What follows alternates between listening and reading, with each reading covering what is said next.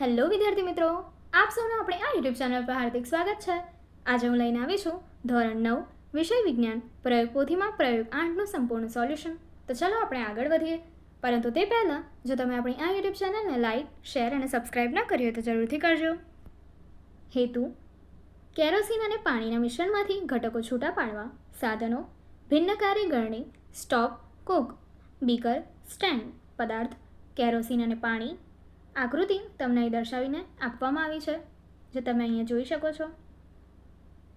હવે પ્રયોગ પદ્ધતિ જોઈએ. એક ભિન્નકારી ગળણી લઈ તેને સ્ટેન્ડમાં ભરવો. ભિન્નકારી ગળણીનો સ્ટોપ કોક બંધ કરી તેમાં કેરોસીન અને પાણીનું મિશ્રણ ભરો. આ પ્રવાહી મિશ્રણને થોડો સમય ખલેલ પહોંચાડે સિવાય મૂકી રાખો. ભિન્નકારી ગળણી નીચે બીકર મૂકો અને તેને નોન સ્ટોપ એટલે કે તેને સ્ટોપ કોક ખોલો. ભિન્નકારી ગળણીમાંથી પાણીના સ્તરને કાળજીપૂર્વક બીકરમાં લઈ લો. કેરોસીન સ્ટોપ કોક સુધી પહોંચે તે વખતે સ્ટોપ કોક બંધ કરી બીકર લઈ લો. હવે ભિન્નકારી ગળણીમાંથી કેરોસીનના સ્તરને બીજા બીકરમાં લઈ લો.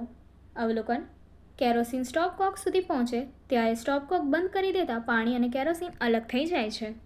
નિર્ણય: ભિન્નકારી ગળણી દ્વારા કેરોસીન અને પાણીના મિશ્રણમાંના ઘટકોને અલગીકરણ દ્વારા અલગ કરી શકાય છે.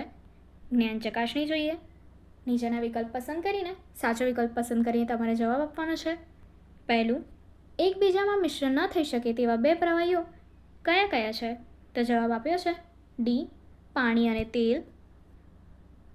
બીજું: નીચેના પૈકી શેમાં એટલે કે શેમાં ટિંડલ અસર જોઈ શકાતી નથી?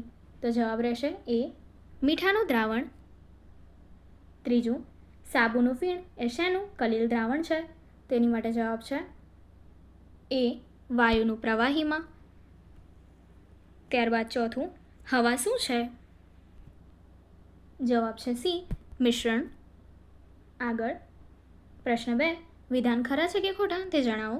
પહેલું: ચીઝ એ ઇમલ્શન પ્રકારનું કલીલ છે. તો વિધાન ખોટું છે. બીજું: કલીલ સ્થાયી છે જ્યારે નિલંબન અસ્થાયી છે. વિધાન ખરું છે. ત્રીજું: પિત્તળ, તાંબા અને જસતનું સંયોજન છે. વિધાન ખોટું છે. ચોથું: નિલંબિત કણોને નરી આંખે જોઈ શકાતા નથી. વિધાન ખોટું છે. પાંચમું: કપૂર ઉદ્ધપાતન પામતો પદાર્થ છે. વિધાન ખરું છે. આગળની એક્ટિવિટી જોવા માટે અહીંયા પેલી એન્ડ સ્ક્રીન પર ક્લિક કરો. Thank you.